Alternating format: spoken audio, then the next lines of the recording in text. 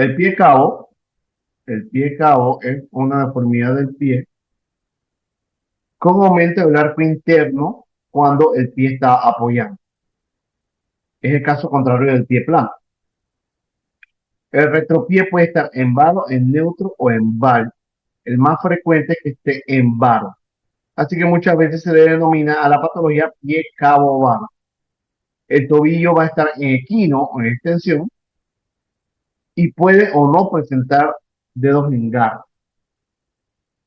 La epidemiología del pie cabo puede ser fisiológica, usualmente es cuando es hereditario, está relacionado a algún familiar que pueda presentar pie cabo.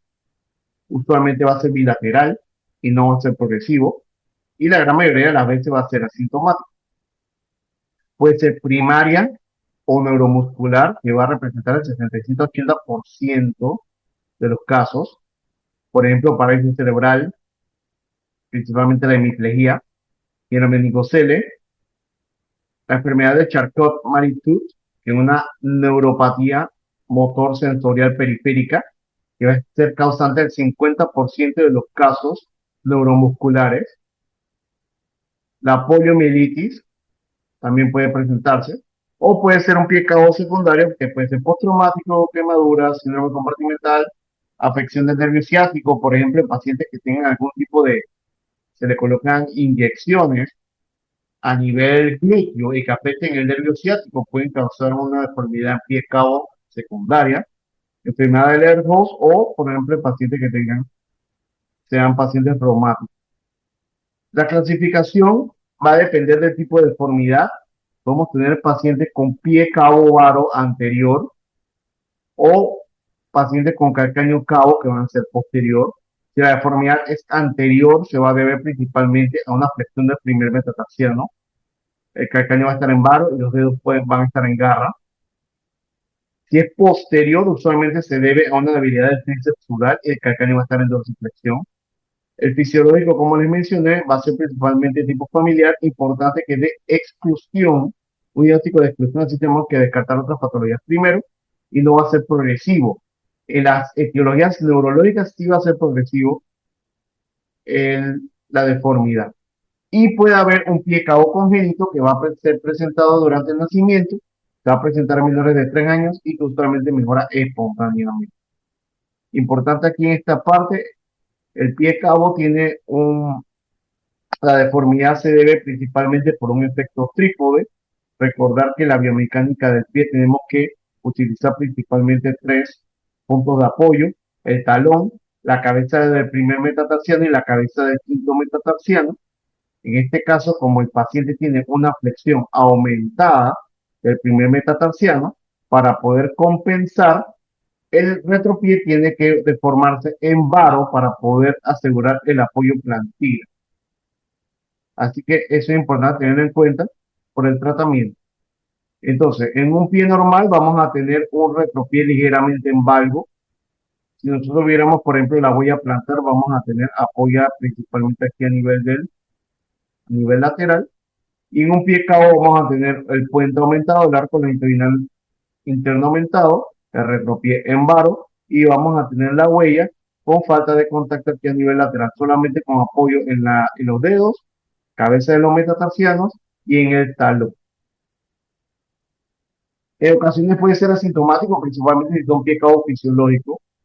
Los síntomas van a ser principalmente dificultad para calzarse, dolor bajo las cabezas de los metatarsianos por el apoyo aumentado, callosidades, alteraciones en la marcha, por estos pacientes pueden tener equino. Hay que evaluar la progresión, los antecedentes familiares. Algunos pacientes, principalmente si tienen problemas neurológicos, van a tener debilidad muscular. El tibial anterior típicamente está muy débil. El peroneo corto también y el tríceps puede estar contracturado. Siempre evaluar síntomas neurológicos, por ejemplo, si el paciente tiene disminución de la sensibilidad, arreflexia o que tiene afección a algún grupo muscular. En Charcot-Marie-Tooth es bastante frecuente el pie caído por debilidad del tibial anterior. Y también es importante evaluar la deformidad, la rigidez de la deformidad mediante el test de Coleman y Chestnut, que es este que tenemos aquí en la imagen, donde le indicamos al paciente que pise sobre un bloque con, la, con el primer metatarsiano fuera del bloque, y si el retropié corrige de varo a valgo, quiere decir que es un pie cabo flexible. La parte de las radiografías, le indicamos al paciente radiografía API lateral de pie con apoyo. También hay que indicar radiografías de columna, importante descartar escoliosis. Por ejemplo, en el Charcot-Marie-Tooth podemos tener escoliosis o defectos del cierre, por ejemplo, con espina bífida. En aquellos pacientes que tengan síntomas neurológicos, debemos indicar una resonancia magnética de columna y cerebro. O en aquellos pacientes que tengan un pie cabo unilateral, debemos sospechar altamente o a tener alta sospecha de que puede ser un problema neurológico. El Charcot-Marie-Tooth también está relacionado con displasia de cadera, así que tenemos que evaluar o indicar radiografías de caderas.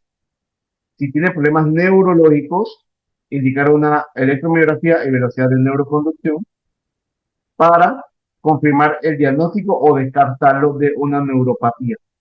Y la fotografía también se puede utilizar. Aquí en la imagen de la derecha podemos tener algunos ángulos que podemos utilizar para evaluar el arco plantar. La línea de Meri, igual que en el pie plano, se puede utilizar esta línea. Ángulo de Hips, vemos aquí en la imagen, el ángulo astragalo-calcáneo y el ángulo de costa, Bertani y Morón. Esta es una podografía, una baropodografía digital en donde el paciente puede pisar y vemos la diferencia entre pie normal, pie plano, pie cabo y pie valgo. Esto va a utilizarse principalmente para la indicación de órtesis y de plantillas. Bien, el tratamiento del pie cabo, el tratamiento inicia identificando y tratando la enfermedad subyacente. Por eso es importante realizar los estudios diagnósticos antes de iniciar el tratamiento. El tratamiento no quirúrgico va a ser pie congénito, debe mejorar antes de los 2 años. En deformidades leves y pies flexibles podemos utilizar órtesis, por ejemplo, para corregir el equino podemos utilizar un APO o una órtesis pie tobillo. La fisioterapia también es muy importante. Y también podemos utilizar plantillas que permitan mejorar, dar soporte al arco, mejorar o quitar impacto a las zonas de presión, por ejemplo, en la cabeza de los metatarsianos y en los dedos. Usualmente, si está muy flexionado el primer metatarsiano, se puede indicar una pequeña depresión a nivel del primer metatarsiano. Y si el retropié es flexible, podemos colocarle una cuña a nivel posterior para corregir el varo a valgo. La descarga retrocapital es en el caso del primer metatarsiano. El tratamiento quirúrgico, hay muchos tipos de indicaciones y hay muchos tipos de algoritmos. Usualmente siempre se hace primero liberación de tejidos blandos, luego en una segunda fase, si no mejora solo con tejidos blandos, se hace tratamientos óseos con osteotomías. Se indica en pacientes con pie cabo doloroso, con deformidad progresiva. Siempre hay que realizar transferencias tediosas si no tiene alto riesgo de recidiva. Y la osteotomía ya cuando hay patología estructural. Entre la liberación de tejidos blandos, la más importante es la fasciotomía plantar, con esto siempre iniciamos. Después de ahí podemos hacer diferentes tipos de capsulotomía, alargamientos, principalmente de los gastrocnemios o del Aquiles, dependiendo del caso, y las transferencias, siempre de tibial posterior a anterior, de peroneo largo a corto y de extensor largo de los dedos, de la parte distal de las falanges a el cuello del metatarsiano para evitar el dedo engarro. Dentro de las osteotomías también tenemos de diferentes tipos. Tenemos osteotomía de calcáneo, osteotomías de medio pie y osteotomías de antepie, que tienen cada uno sus diferentes tipos de indicaciones. Ya en pacientes con pie o deformidades muy severas, patologías recidivantes, están indicadas las artrodesis, ya sea triple artrodesis, como podemos ver aquí en las imágenes, o la artrodesis tibio-calcánea, que es colocando un clavo a nivel del calcáneo a la. Otro tipo de tratamiento puede ser el tratamiento con fijador externo para una corrección progresiva. El pronóstico va a depender principalmente de la edad de inicio del paciente. Entre más temprano, mayor tipo de progresión. La severidad de la deformidad, definitivamente con etiologías neuromusculares van a ser más severas. y la etiología, que también va a depender del tipo de etiología a la cual nos estemos enfrentando. Listo, muchas gracias.